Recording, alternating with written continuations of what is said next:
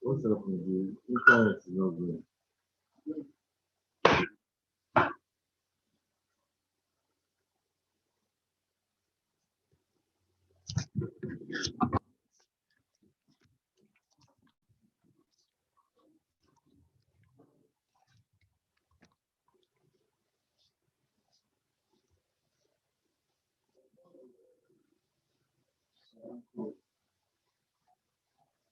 So what is going to happen?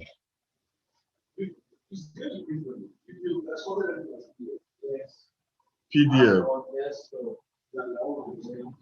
Can that thing print here?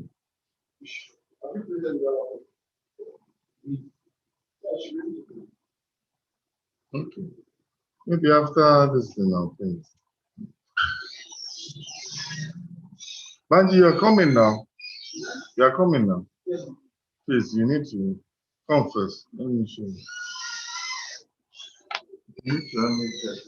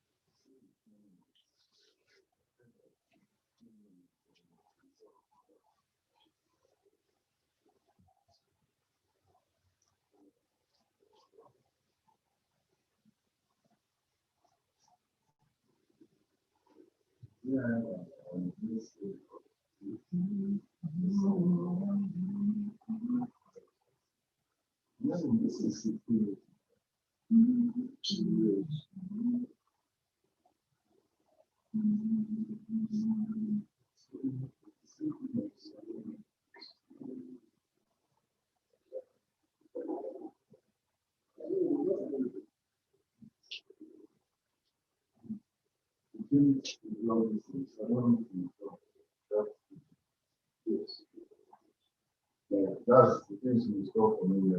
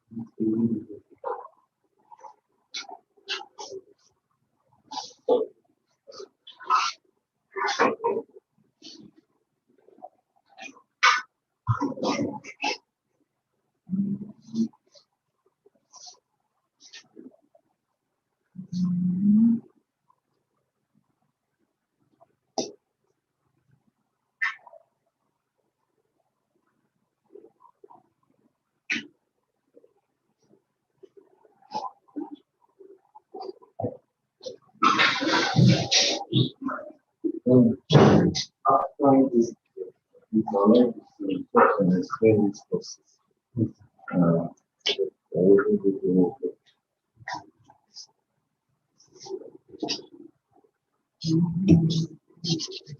Hey, guys, no talking, no. Just be doing that thing you're doing, no talking.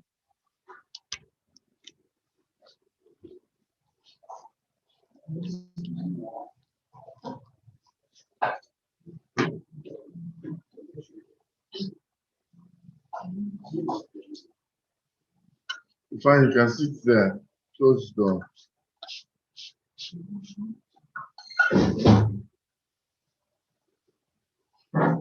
Okay.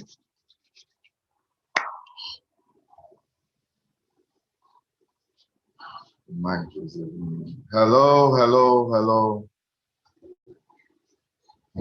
Good evening, everyone. Good evening. Welcome to What's on Your Mind. Really, what's on your mind today? I'm here to discuss it with you. I'm here to talk to someone. I'm here to help someone. So it's It's good to have you guys here with me coming on live.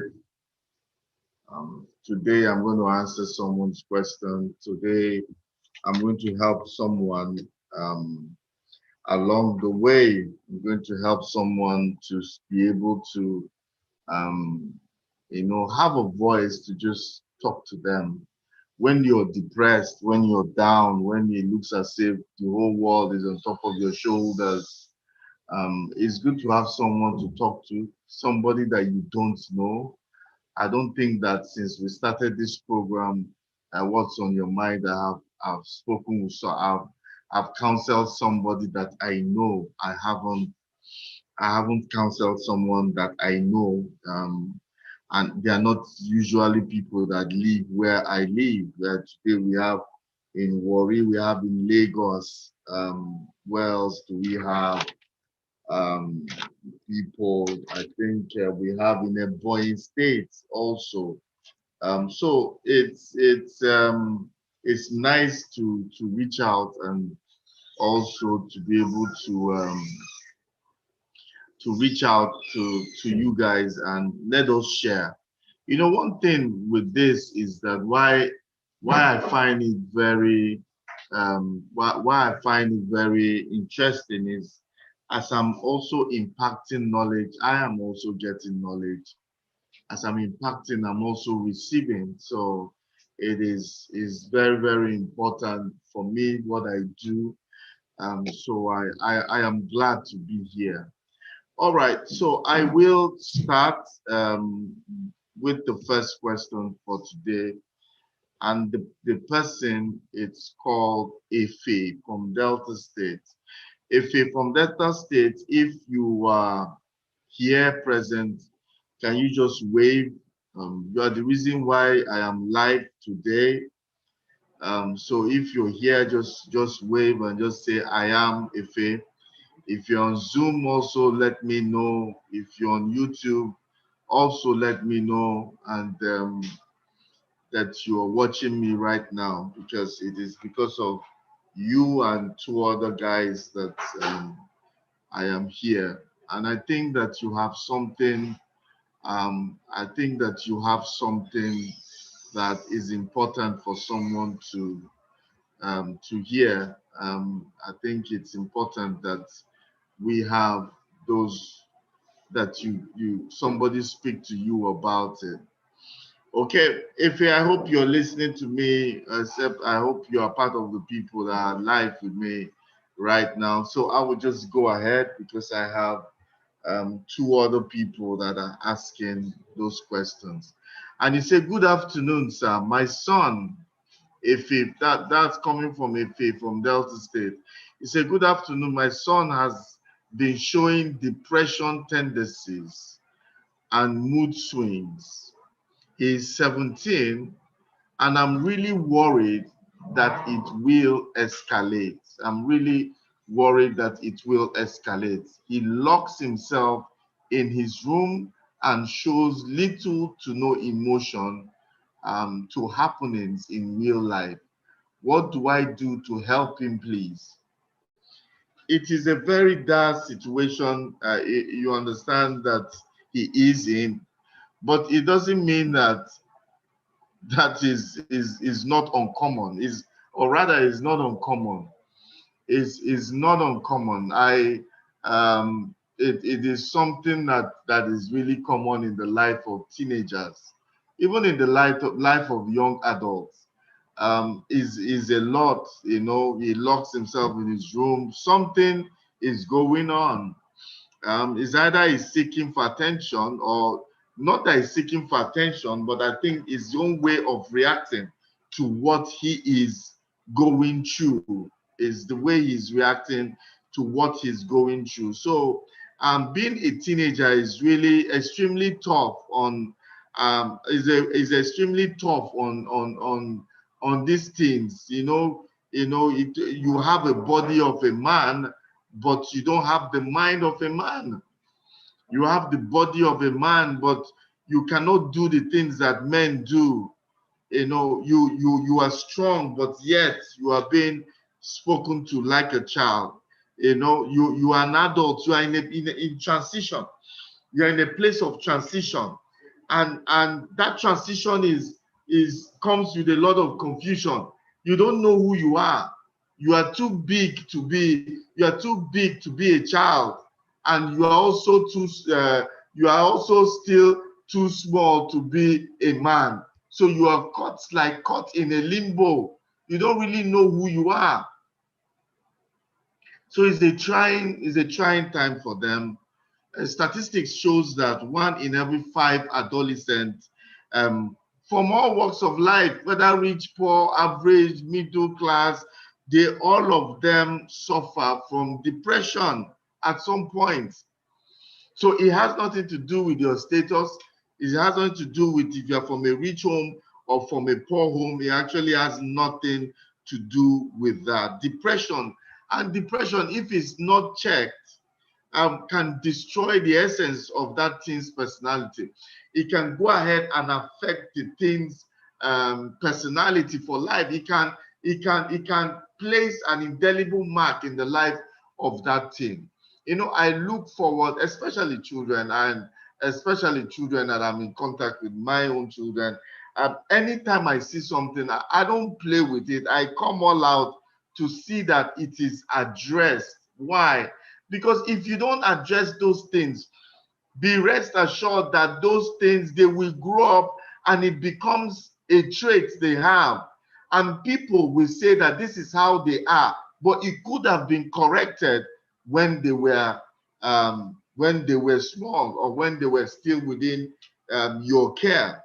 So it is something that we need to look at, to understand. Depression is common among teenagers. They are going through a lot. Their body, their mind, they are going through. You see a teenager at 15 is taller than his parents. He has 6 packs. He has, if you look at his heart, he can even beat up his father self. He has the strength, but yet he's still a boy on the inside. He doesn't know what is happening to his body, his mind, and the world is looking to him as an adult, but yet he's not even prepared for it.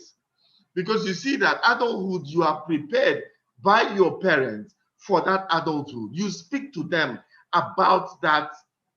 You speak to your children about adulthood, what is expected of them, responsibility.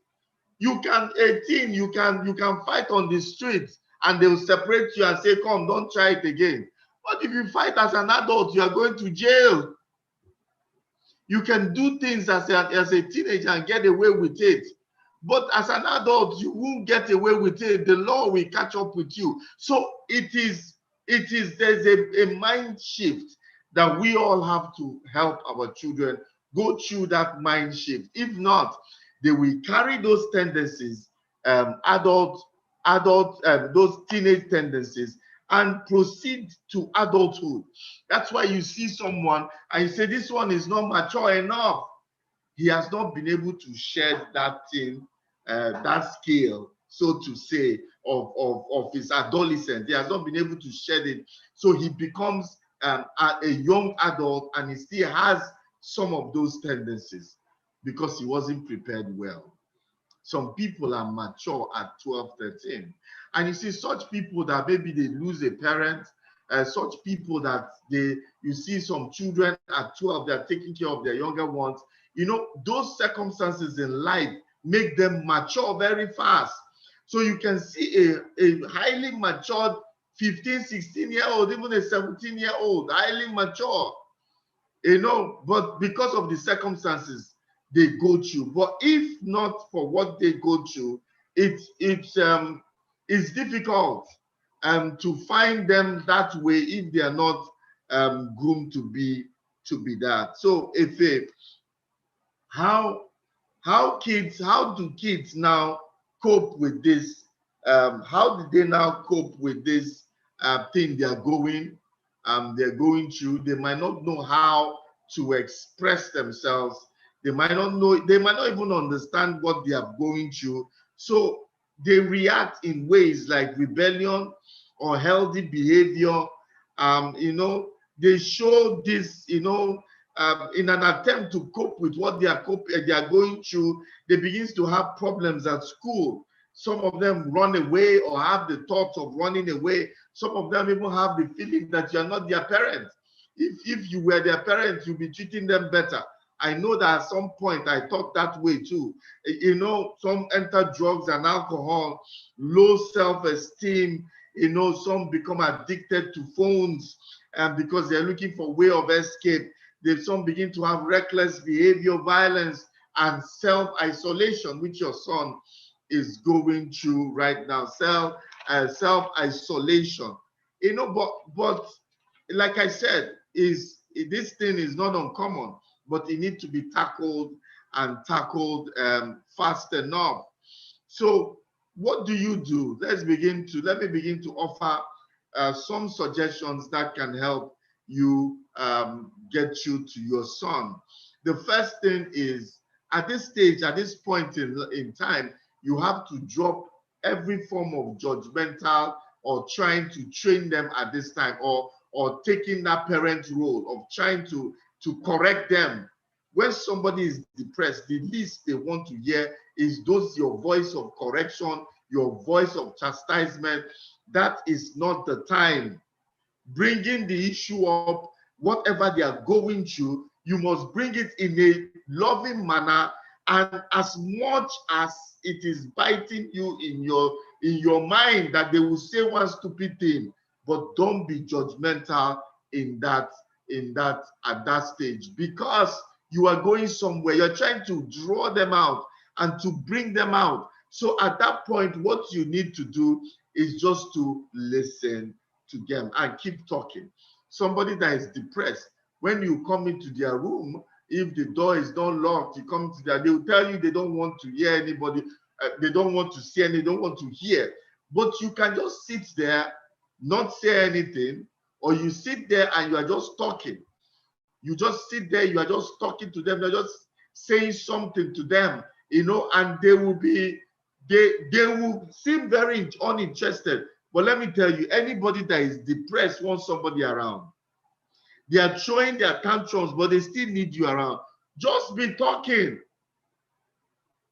It might take a while for them to respond to what you're saying, but just be talking to them, telling them stories about how the hospital, about their pregnancy, about their birth. Just be telling them things and be talking to them and asking them questions.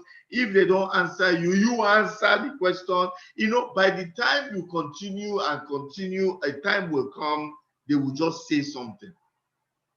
They will say something. They will communicate with you. And at that point, what you need to do is listen, not lecture.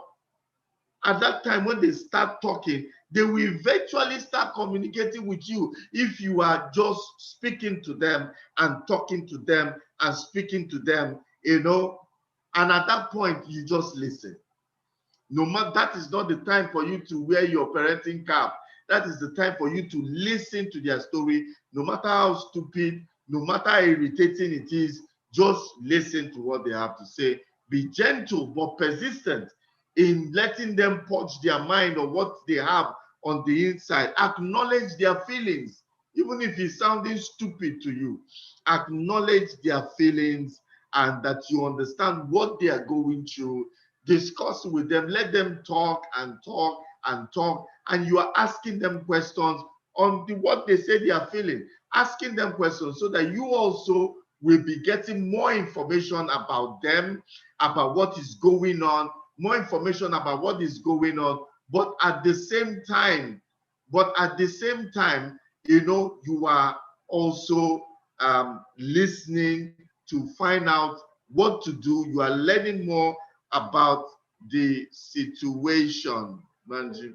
You are learning more about the situation.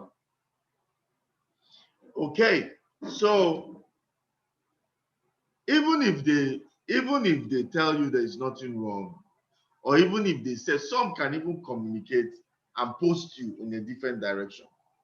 You know, some can communicate with you and tell you something that is totally wrong. But follow your gut feeling. There's something that God gives to every parent, to have that gut feeling concerning their children. So they might be telling you something, you have got feeling this cannot be what is going on, but continue to listen to them, continue to probe and nudge gradually until you be able to get to them. But if you cannot for any reason, I hope you can do that, then it's for you to maybe hand it over to a third party that you might think they respect, an uncle, an auntie, or somebody that you feel that they have a little bit of respect for, so that that person can probe also, and and you'll be able to find out what is really wrong with them. Encourage social connection at this time. Let them meet people, let them be with people. As much as they don't want to, you can just encourage them to, okay, don't see anybody, follow me to go and buy something, shopping, carry, try to get them outside. Try to get somebody with them. Always have FaceTime is priority. Have that time you speak to them on a daily basis. It's very important. Whether they say it or not, they actually look forward to those days and those times that you come before them and you say things, you are talking and giving them stories and all that. They say that gradually bring them out, because depression for teenagers, depression is crazy. It's from here to London. They all have all manner of crazy things. And let me give you an example. One, kids going to depression, not meeting their parents' standard, not meeting their parents' approval.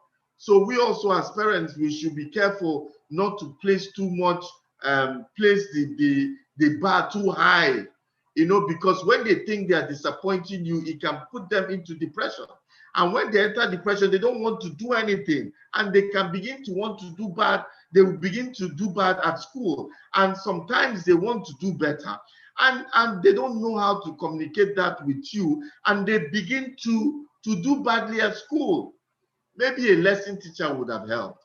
Maybe you could have helped them. What they want you to do is to encourage them. I've seen a situation where a parent used to help their child in English, to help, and the child loved that bonding, that they used to have. But the mother was too busy. She's a career woman and up there.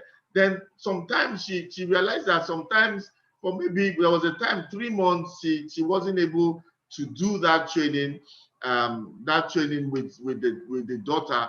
And after a while, the daughter just started failing English. She lost interest in it because she wanted that bonding with the mother. The mother wasn't around, so she hated English until it was discovered, and she now started. She got him a lesson teacher, but anytime she was also at home, she just needed to learn with somebody, and somebody to put her through was all she needed. And she was in depression, and it was affecting her because her schoolwork, she was not interested in her schoolwork because she felt her mother was not interested in her schoolwork also. Heartbreak at 17. It's possible that he has experienced heartbreak and he doesn't even know what he's feeling. Maybe it's his first heartbreak. He doesn't even know what he's feeling. Maybe he's ashamed. Locking himself up is ashamed. Those type of things happen to you. You want to bury yourself. You want to dig up and just bury yourself. You don't want anybody to see you. Maybe it could be that. It also could be bullying in school. Could be bullying in school. Then it can also be sexual molestation by teacher, friend, senior, uncle, auntie, house help. It can be from that. You don't understand. It can be that. And because they are not able to say it, or because they are afraid to say it, they can begin to behave in this kind of manner.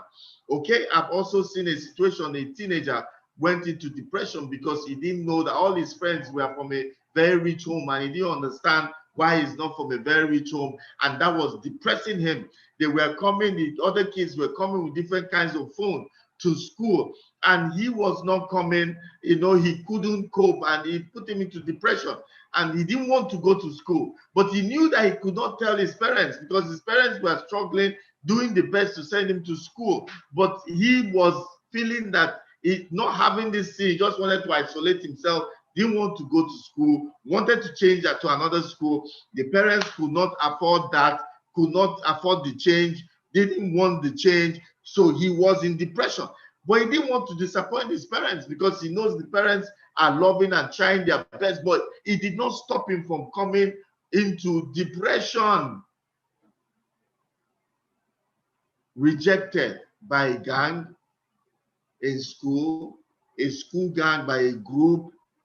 A guy went into depression because they didn't allow him to get into drama society, drama or debating society in school. You know, he went into depression because that's what he wanted. All his friends were there. Also, I've seen a teenager being depressed because of a particular body parts. His hands were a bit longer than the average kid. Some people, you know, even the shirt makers know some people have long arms, so there are shirts that are long, some are normal. This kid got into depression because his hands were normal. You know, when they sew, the school gives them uniform. So when they give him his own is always high, so they have to do special. And he didn't understand why. I know kids will always find a reason to make jest of people. And he didn't like that body part. To the extent he used to cut his hand. He tell people he would like to cut his hand to reduce it. You know, you don't know what these things go through. There are a lot of things affect them emotionally. And when kids that come from a home that they are being judged, beaten, and harsh words are used upon them, they are always hypersensitive. They're always hypersensitive to when people say things, you know, and that in itself can trigger some certain kind of behavior. Parents' divorce and separation is another form of is another reason why kids can get into depression. Divorce, separation. Oh, you've talked to your child, you say, me and your father, we can't stay together because of this. The child will tell you, okay, yes. And you think he understands, but he's in depression because all his friends, they have father and mother at home. When he's watching a movie, he sees a father and a mother, he enters depression. But he can't tell you because he doesn't want to hurt you. So these are the things that you need to find out, and nudgingly, you know, to you, you might think that these points, they don't make sense, but it means the world to them. And if not dealt with, they enter stress eating. You see a child born normally, all of a sudden becomes fat. Is stress eating. It can also, some will be starvation, some will be suicidal thoughts, then some enter alcohol and drugs. But God forbid, I'm just painting that picture for you so that you can realize that, look, something needs to be done. But every teenager goes through it. Find a way to break through to your son. If you can't, let somebody you think that can talk to him, you know, but make sure at every point in time there's somebody with him. So if somebody is talking, just be talking. Even if he's shouting, I don't want to hear, just be talking. At a point, you will see that they become attached to that voice, because somebody drowning needs, they are looking for whatever to hold. That's your voice becomes the thing that they hold, you know, that can help them through the day. If I hope I have been able to help you. If you miss past part of this, you can get them from YouTube. You can get them from YouTube. I think you can also get them from IGTV. All right, so let me go to Lovett from Ebonyi. Lovett said, when I got married, my husband was around almost all the time, and I love that. Suddenly, he has started traveling a lot because there's a position he wants to secure. He is almost never around. I want to be with him, and I don't care much for superficial things, which I know is his motivation for all the work. How can I make him understand that? Okay, Lovett, you need to understand that men are driven by accomplishment and achievement. That is who we are. That is what we are. That is who we are. That is what makes us to achieve, to accomplish, to give the best to our family. But there has to be a balance. There has to be a balance. I believe that God gave us women to be able to bring us back to reality. Visionaries, they're always thinking about the future. They can starve for now, but to think about the future. So, but they have to, you cannot stop him from that conquest because you want to stop him from being a man. That's what it means. But what you need to do is that you have to always create that balance. Your role in his life is to create that balance and always bring him to that. So I think I always say that couples need to have heart-to-heart talk. Usually, the women can generate it, know the time for this heart-to-heart talk. Maybe 12, midnight, 1. It can't be normal time. It has to be time when everything is quiet, the kids are asleep, everything is, a time that you are awake for a purpose. You are awake and you guys are talking. It can be interesting to be at that time and you are talking. Two of you are just talking about your inner feelings, aspirations. That's where you bring balance. That's where you tell him how much his presence means to you. And he also tells you how much he wants to cater for you and the family.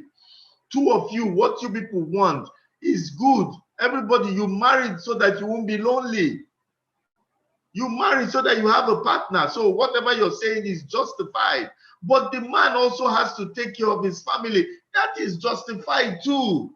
So now what two of you need is a balance.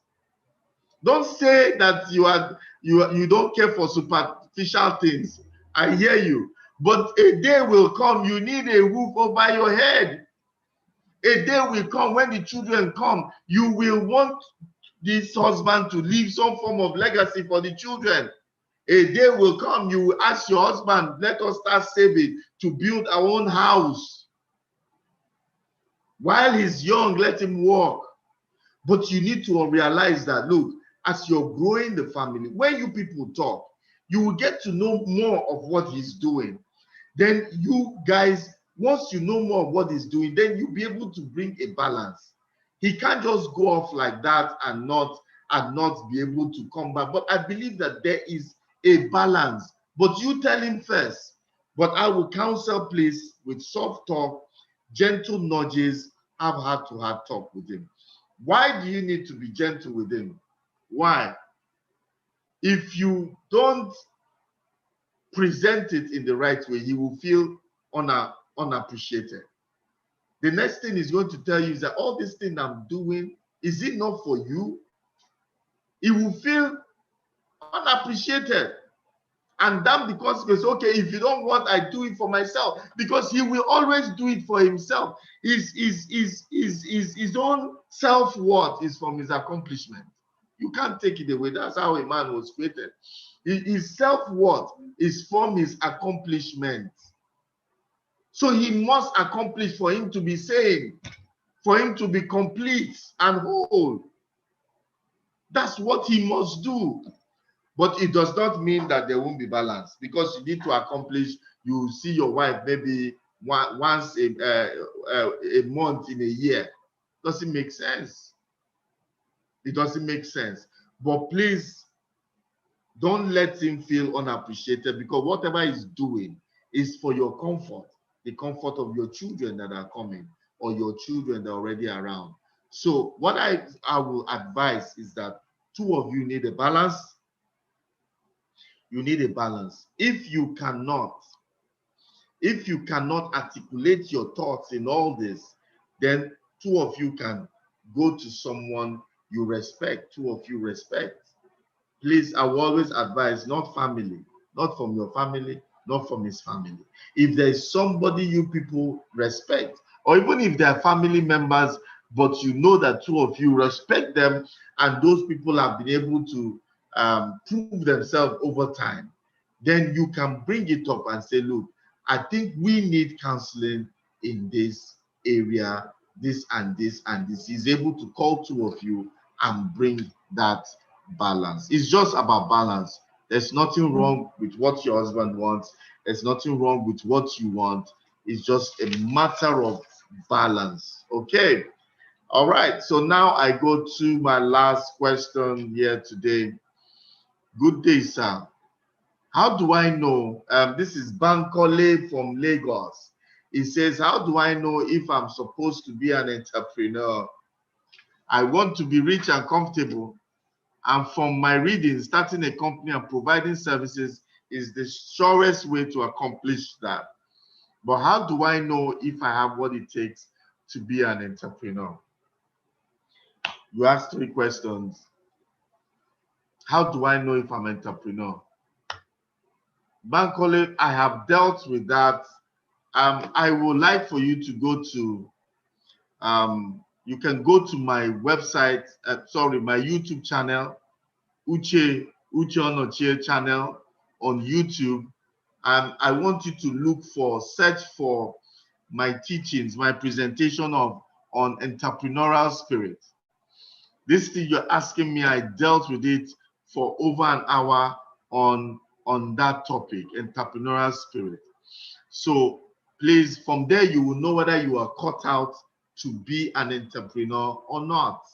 You know, you understand the essence of an entrepreneur. But let me just give you three nuggets that can help you. One, entrepreneur is somebody that is providing a solution to his community, to the world, a solution that is needful for now, a solution that is needed for now, a solution that might not be there for now that people need, and you can see that gap and you are filling that gap for them. And when you fill that gap, they will reward you for money. That is entrepreneurship. Entrepreneur is somebody that also look at the things that are already in existence and say, look, we deserve better. People should get better than this. And you add additional value to make it more useful, more user-friendly to those that are already using it. That is what an entrepreneur does. Entrepreneur is somebody that has said that come rain, come shine, come hell or high water, this thing I want to do, it will succeed. Entrepreneur is someone that has the ability, that has the tenacity, the resilience to make sure that this is vision come to pass no matter what. And I always tell entrepreneurs about Thomas Edison. It took him, a reporter asked him, why did it took you 1,000 steps? You tried 1,000 times before you were able to invent the light bulb. Thomas Edison told him, no, I didn't fail 1,000 times. He says that it took me 1,000 steps to perfect that art. That is an entrepreneur. That is someone that is willing, will not give up. One of the qualities that stand out in entrepreneurs is tenacity, resilience. No matter what they see, I will always have. I will always see it through. I will put everything inside.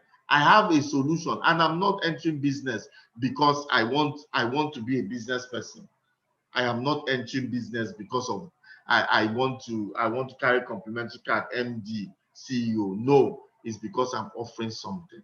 So look for that presentation. It will do you well. And it's free. You can get it. I hope you can get it on my YouTube channel.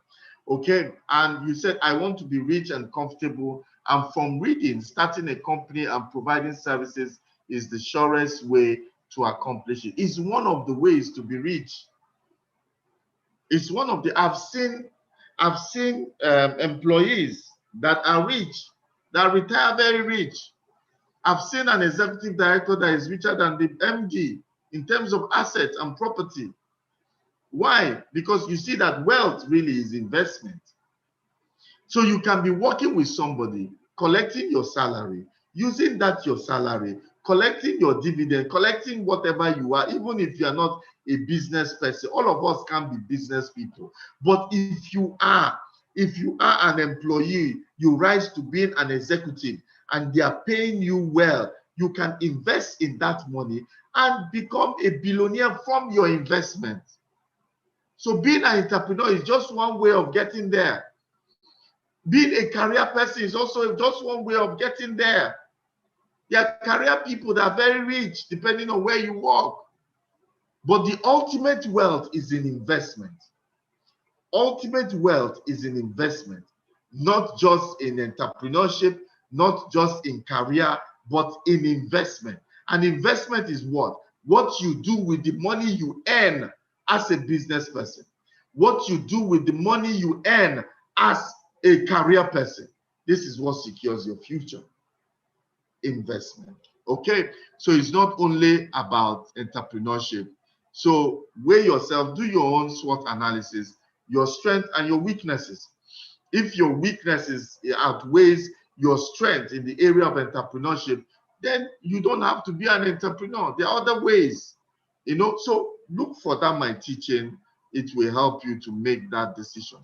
But how do I know if I have what it takes to be an entrepreneur? You will also see it in that presentation. Okay, Bankole, I hope I've helped you, and I hope I have helped the other guys. It's good to be live. If you have more questions in this or any other area, you should be able to reach out to me, and I will also answer it. Is my commitment to you, and that whoever asks me questions within this area, business, career, leadership, personal finance, marriage, corporate relationships, and relationships, both corporate and personal, I will come up here and I will answer it. So, guys, on Monday, I do a series on the marketplace with Uche Onochie, and I deal with these different areas where I have called now. From late last year to 2 weeks ago, we were dealing on business. We deal with business most of 2020 because I wanted to help careers during the lockdown. But now we move over to leadership. From leadership, we go to career, personal finance, we go to marriage, we go to relationships, building relationships. So there is always something you can receive here on a Monday, and also on a Wednesday, I come and answer personal questions directed towards you. This is my commitment to you. So now your own commitment to me is that just share this link, that the link that you use to come on live, just share it to as many people. This is your own commitment. This is what I ask you. I'm not asking you to pay anything to listen to me in this Monday and Wednesday. All I'm asking is that you just share it and let other people benefit from this teaching, so that we all be blessed, together. We are in an unusual situation in this world where right now, and we are in a new normal. So we need to learn a lot of things, and this is why we all need to do it together.